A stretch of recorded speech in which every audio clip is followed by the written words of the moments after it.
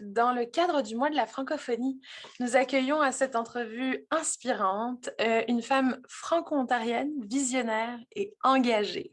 Je suis Sonia Bellil, chargée de projet de l'Association des communautés francophones de l'Ontario, Stormont, Dundas et Glengarry, et animatrice pour cette entrevue inspirante avec la francophonie qui dessine le monde de demain, une série proposée dans le cadre du mois de la francophonie, et aujourd'hui avec une invitée particulière, puisque nous recevons Madame la ministre Mona Fartier.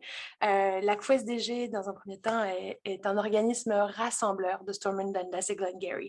Elle offre des services communautaires, culturels, récréatifs et économiques novateurs au sein d'une communauté fière et diversifiée. Avant de débuter, nous voulons reconnaître que nous avons le privilège aujourd'hui d'être sur un territoire ancestral Mohawk et que nous voulons reconnaître toutes les contributions des Autochtones dans le passé, le présent et le futur. Et parce que nous sommes en virtuel, nous rendons hommage à tous les peuples autochtones à travers le Canada. Niaouen. L'honorable Mona Fortier a été élue pour la première fois en 2017 comme députée d'Ottawa-Vanier. Elle est actuellement présidente du Conseil de Trésor.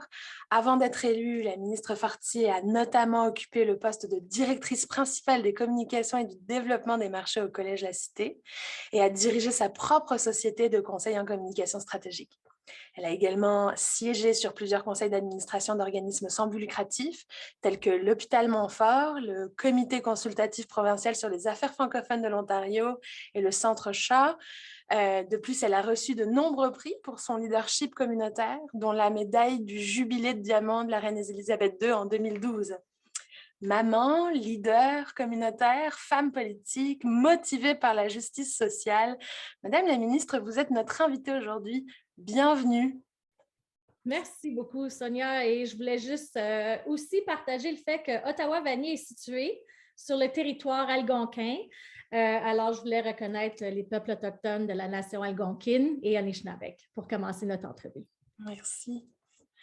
Moi, j'aimerais commencer dans un premier temps par votre trajectoire. Si vous pouvez nous en parler un petit peu.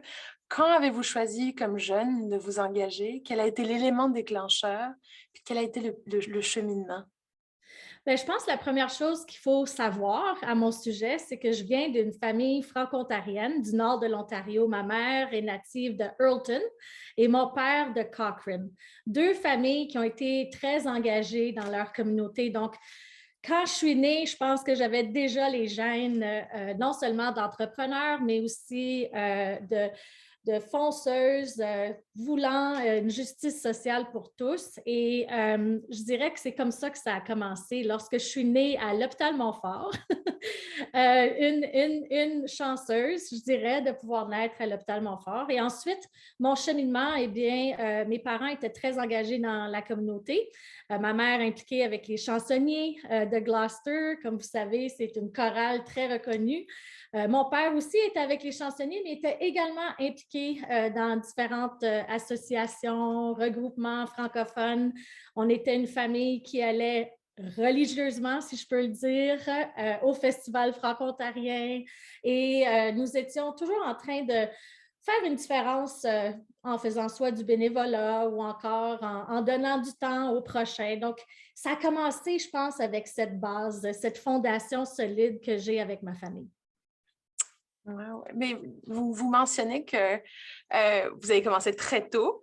Nous, la jeunesse s'implique dans la région énormément au niveau de la FESFO.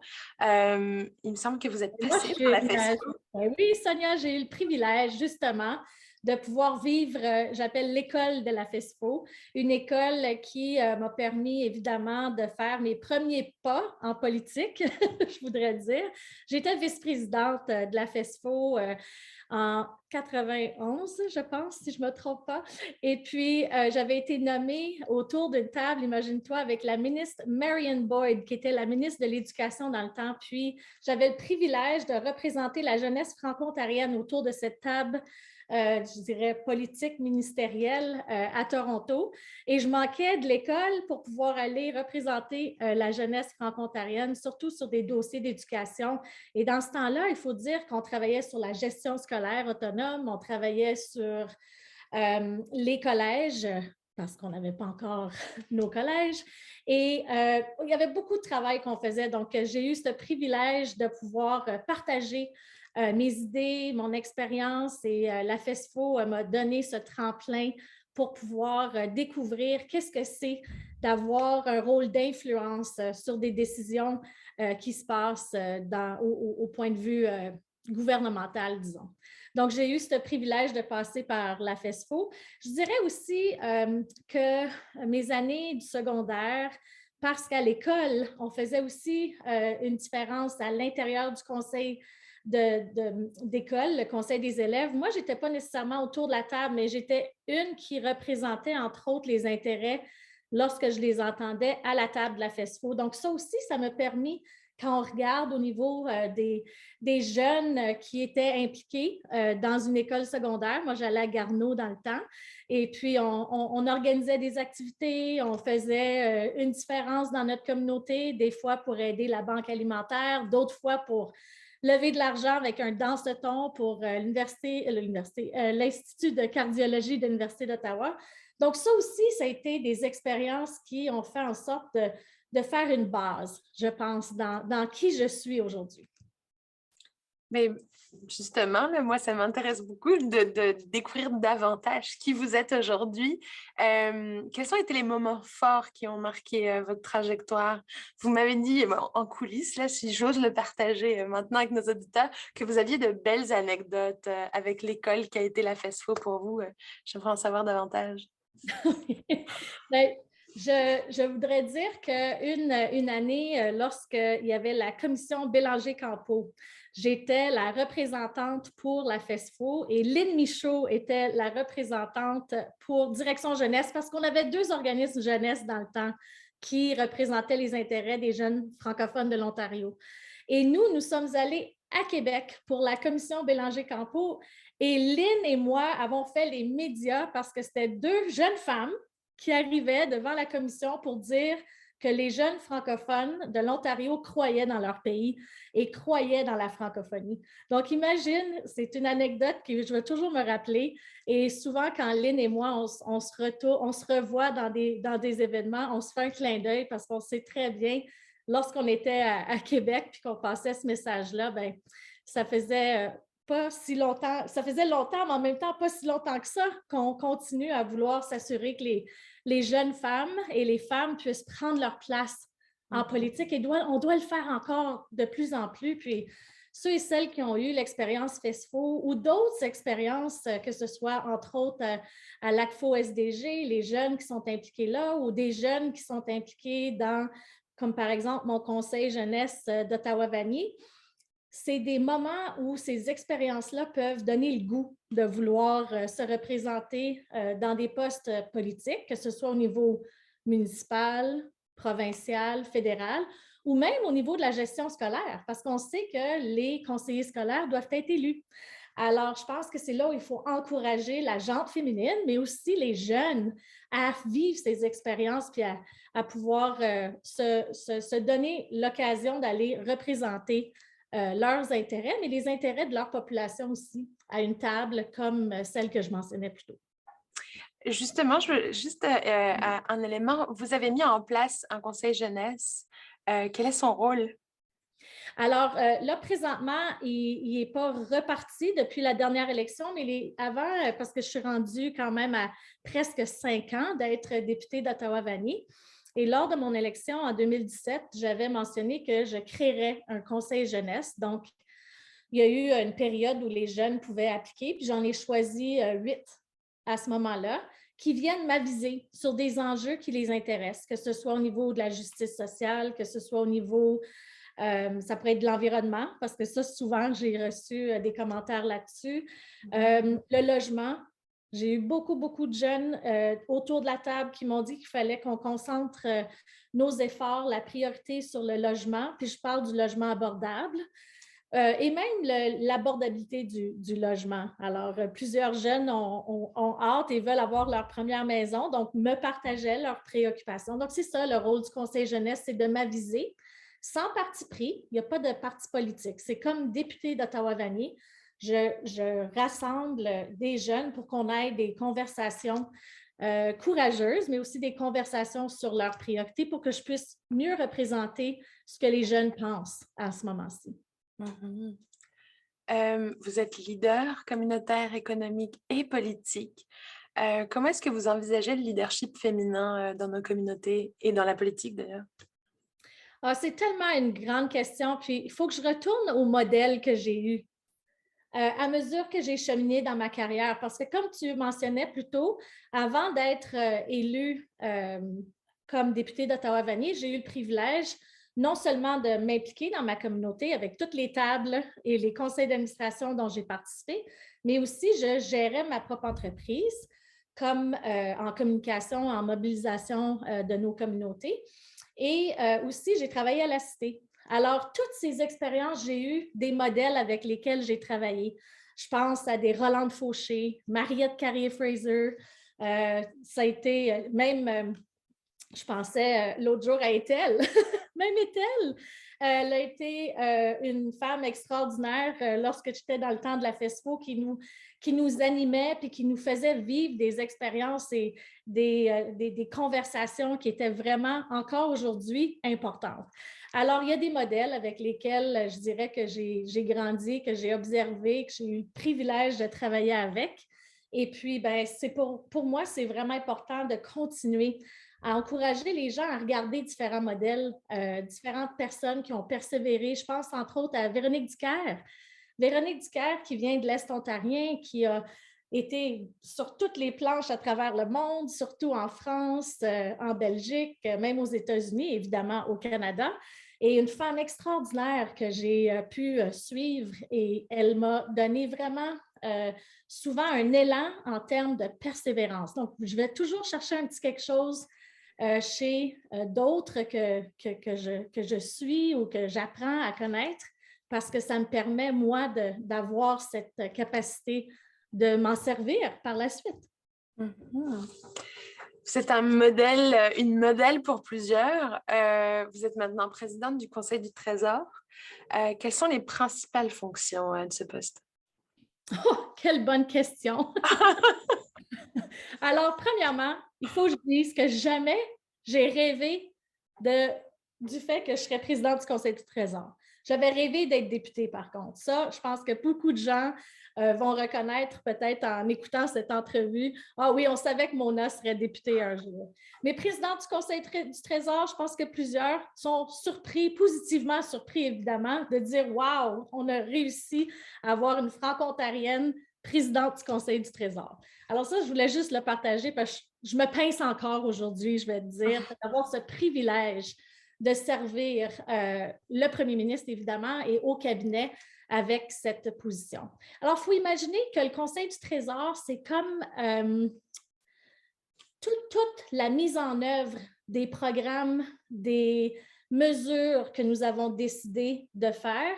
Mais moi, je supervise cette mise en œuvre pour s'assurer que les départements aient les ressources nécessaires pour le faire. Puis là, quand on parle de ressources nécessaires, c'est l'argent qui a été permis. Donc, je vais m'assurer d'avoir toute la question de délégation des autorités nécessaires pour qu'ils puissent mettre en œuvre ce qu'on a dit, soit dans le discours du trône ou dans le budget qu'on mettrait de l'avant.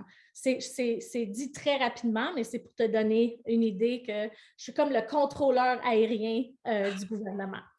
Ça, c'est le côté, je dirais, plus administratif. J'ai également une lettre de mandat que le premier ministre m'a donnée en décembre dernier.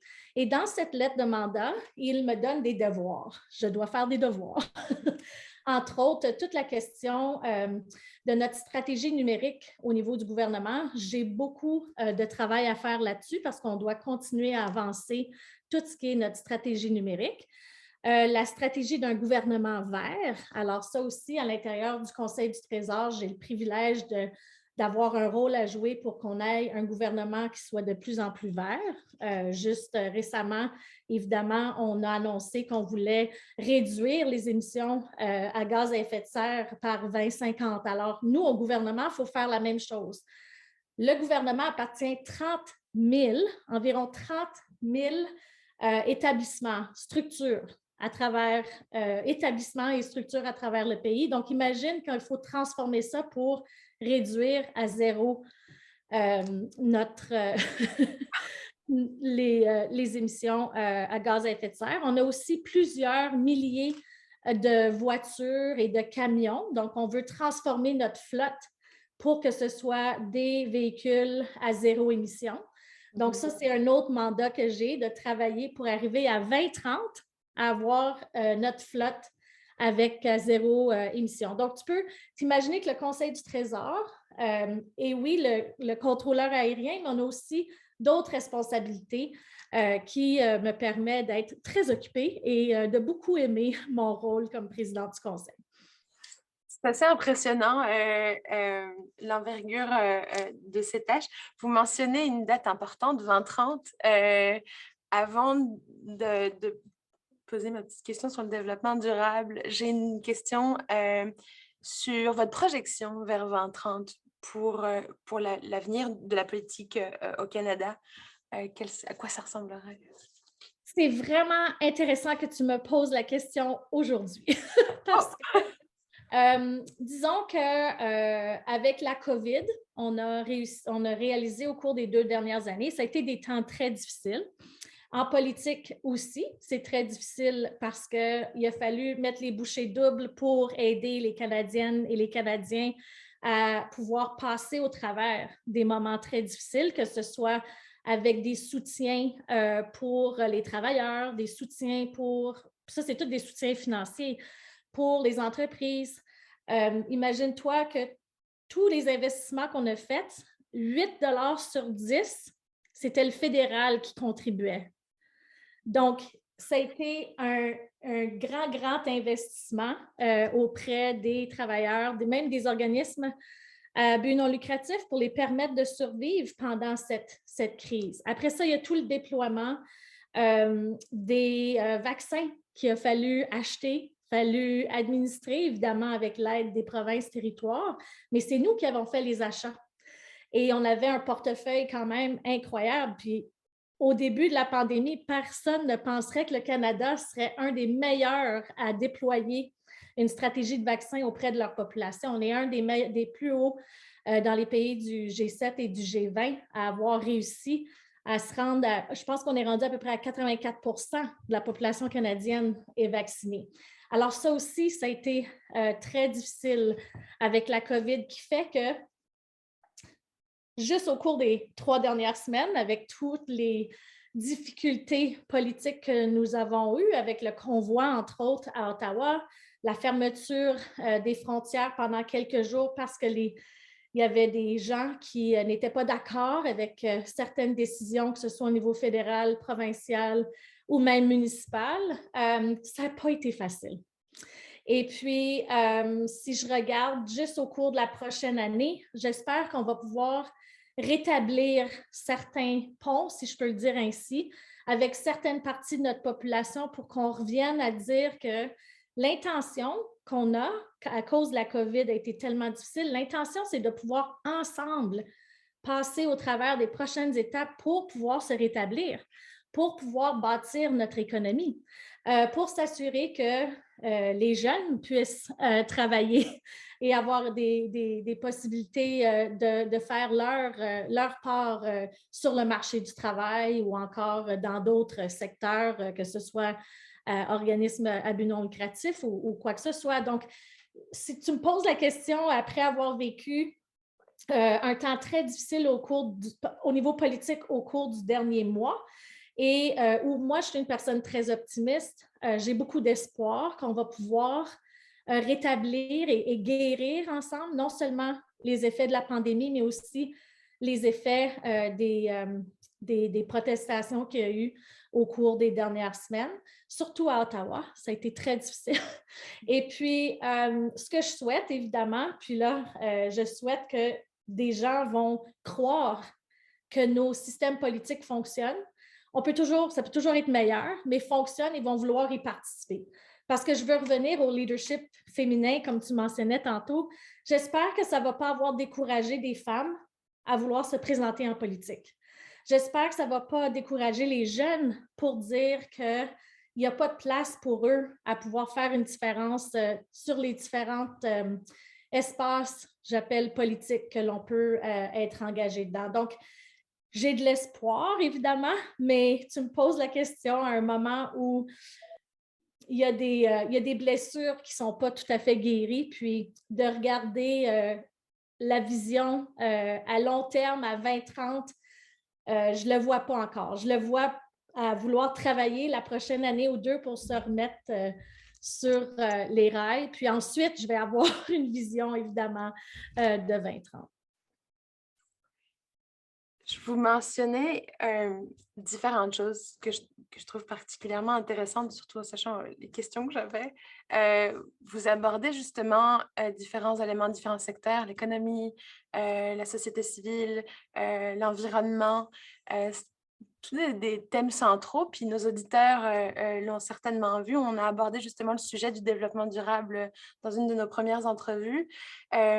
L'ACFO-SDG s'active pour promouvoir et mettre en œuvre des initiatives qui s'inscrivent dans les objectifs de développement durable.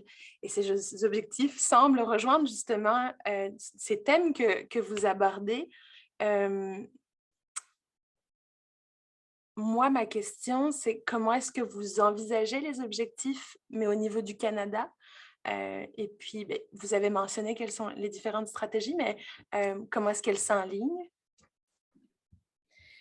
C'est une très bonne question. Puis je pense que c'est important de dire que le Canada s'est positionné depuis, évidemment, en 2015 avec les États membres à vouloir avoir un programme important de développement durable et d'investir, de s'assurer que ça fasse partie du quotidien, je dirais, dans tout ce qu'on fait.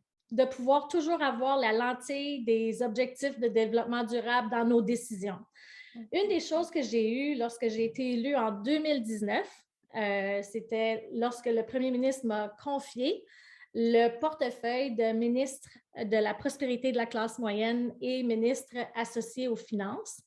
Il m'a confié un mandat de créer un cadre de qualité de vie basé un peu sur l'expérience de la Nouvelle-Zélande, de l'Écosse, où les décisions ne sont pas seulement prises par des indicateurs comme le PIB, le produit intérieur brut, parce que souvent, les gouvernements vont juste regarder cet indicateur économique pour pouvoir prendre des décisions. Le premier ministre m'a dit, je pense qu'il faut qu'on aille un peu plus loin. Il faut qu'on regarde comment est-ce que la santé mentale a un effet. Ça, c'est un indicateur.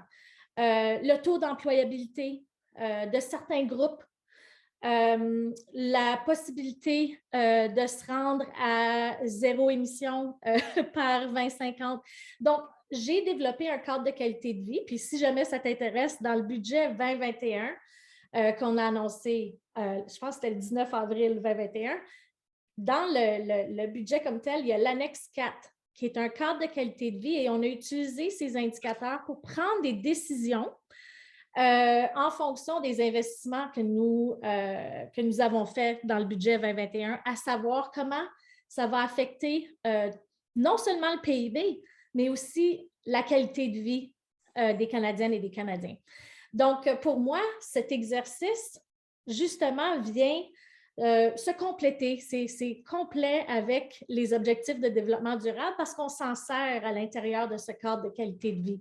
Et c'est un outil qui est très, très pertinent pour nous, les décideurs autour de la table, que ce soit au niveau du ministère des Finances ou maintenant que je suis au Conseil du Trésor. Le premier ministre m'a demandé de poursuivre l'exercice pour le peaufiner, le rendre encore plus performant. Et ça, c'est des outils qui vont nous permettre de prendre des meilleures décisions, que ce soit au niveau économique, social, de justice et de tout. Et on sait que la justice sociale est importante pour vous. Moi, j'ai une dernière question. Vous avez été très engagé très jeune, puis vous avez accompli de nombreuses choses, puis vous nous le partagez avec nous, c'est un réel privilège.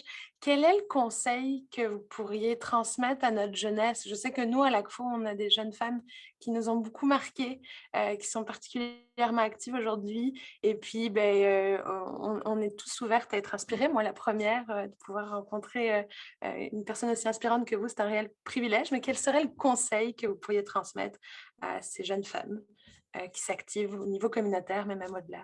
Une chose qu'il faut que je te dise, Sonia, c'est que comment j'ai grandi, j'ai été adolescente, j'ai été étudiante, évidemment, à l'université, j'ai été entrepreneur. Je suis maintenant députée, mais je suis aussi une maman. Et j'ai le privilège d'avoir 3 beaux enfants, grands enfants, avec qui je sais que si eux ont ce qui est possible pour faire une différence, je suis capable aussi d'utiliser certaines de ces suggestions que je leur ai faites auprès de notre jeunesse qu'on a présentement. Ce que je leur dis, c'est prenez votre place. Il n'y a pas personne qui va vous arrêter. Vous devez prendre votre place, votre juste place. Moi, quand j'étais avec la FESFO, c'était souvent comment dire, le titre d'une fin de semaine. Prenez votre place, prenez votre place. Puis je vais toujours me rappeler qu'il n'y a pas personne, puis là, je vais dire des adultes, là. Les adultes ne vont pas nécessairement dire, viens, je vais te préparer une chaise. Tiens, viens nous partager ce que tu penses. Il ne faut pas attendre ça. Il faut prendre notre chaise et se rendre autour de la table parce que les jeunes font toute la différence, soit au niveau de l'innovation, de faire les choses différemment, suggérer peut-être même des choses qu'on oublie, qu'on est capable de faire, puis qu'on devrait juste le faire simplement. Donc, je pense que c'est vraiment ce que je dirais aux jeunes, c'est prenez votre place, puis soyez fiers de faire partie d'une communauté qui, lorsque vous allez prendre votre place, va être à l'écoute. Parce que ça, j'ai réalisé pendant plusieurs années d'avoir le privilège de collaborer avec différentes personnes où lorsque je prenais ma place, on m'écoutait. Je pense que c'est ça que j'aimerais partager avec les jeunes. C'est attendez pas qu'on vous le demande. Allez-y. Et merci. Je pense que c'est une belle manière de clôturer cette entrevue. Merci infiniment, Madame la Ministre. Ça a été un réel plaisir, un réel privilège, un honneur de pouvoir partager et de découvrir pour moi davantage. aussi, de pouvoir te rencontrer, Sonia, parce que j'ai beaucoup entendu parler de toi. Puis toi aussi, tu t'impliques puis tu t'engages. Alors, je pense que c'est là où, ensemble, on peut faire une différence. Puis des fois, ça va être une chose qu'on va peut-être se retrouver sur une autre plateforme à un moment donné. Puis ça, bien évidemment, j'encourage toujours des femmes comme toi ou d'autres à vouloir explorer peut-être un jour de se présenter en politique publique. Puis si jamais, évidemment, l'invitation est ouverte, s'il y a des jeunes qui écoutent aujourd'hui et veulent avoir une occasion de vivre une expérience, moi, j'invite souvent des jeunes à venir passer la journée avec moi. Bien, là, avec COVID, c'était différent là, parce que c'est virtuel, mais quand on sera de retour à la Chambre des communes, de passer une journée avec moi pour voir qu'est-ce que c'est d'être élu au fédéral. Donc, ça, c'est une invitation que je fais à toutes celles et ceux qui écoutent présentement.